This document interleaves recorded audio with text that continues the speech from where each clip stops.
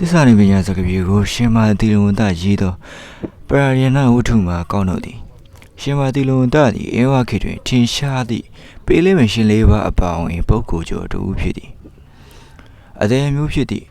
အဖဦးကြီးနှင့်အမိနှစ်ထင်းကြီးဒေါ်ထွေးတို့ဖြစ်ပြီးမြန်မာနှစ်815ခုနှစ်ခရစ်နှစ်1453ခုနှစ်တွင်တောင်ရင်းမြို့နယ်မြို့လူလေရွာ၌မွေးဖွားသည်ငယ်မီမှမော်ညိုဖြစ်သည်ငယ်စဉ်ကတောင်ရင်းမြို့နမင်းလင်းစီရတို့ထံတွင်ပညာသင်ကြားတက်မြောက်၍ရဟန်းပြုပြီးတော့အေဝါသို့ကြွားသွားသည်အေဝါပြည်မင်းကောင်ကကြီးညို၍ရတနာပိမှန်အကြောင်းကိုစောက်လို့လူတန်းကိုးကွယ်သည်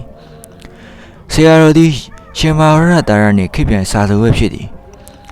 ကဗျာဖွဲ့သူရာတွင်ထူးယွန်ထက်မြက်လာသောကြောင့်တရားမရှင်မာကစီကဗျာမရှင်မာတီလုံသာတီဟူ၍၎င်း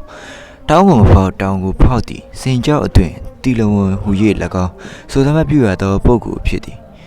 ရှင်မာတီလုံတသည်ပါရမီတော်ငန်းပြုစူတောင်းငန်းပြုတောင်တွင်လာပြုရွှေနှန်းကြော့ရှင်နန်းဘွဲ့မော်ကွန်းတရားဥတီမော်ကွန်းရှရှားကံဘွဲ့မော်ကွန်းဆုံးဝသာနှင့်ကဗျာအလင်္ကာများစသည်တို့ကိုရေးသားခဲ့ပါသည်ထူးရသည်မှာပြုကများထုံးကားလာသည့်အင်းဝခေတ်တွင်ဆရာတော်သည်ပေယနာဝတ္ထုနှင့်ရာဇဝင်ကျော်တို့ကို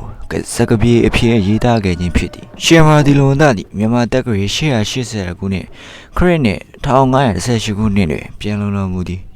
တစ္ဆာနေပညာတွင်တစ္ဆာနေပညာ၏အကျိုးကျေးဇူးနှင့်အင်းဝခေတ်စကားပြေရေးသားတို့ကိုလေ့လာနိုင်ပါသည်တစ္ဆာနေပညာစကားပြေကဝတ္ထုစကားပြေမျိုးစားဖြစ်ပြီးတော့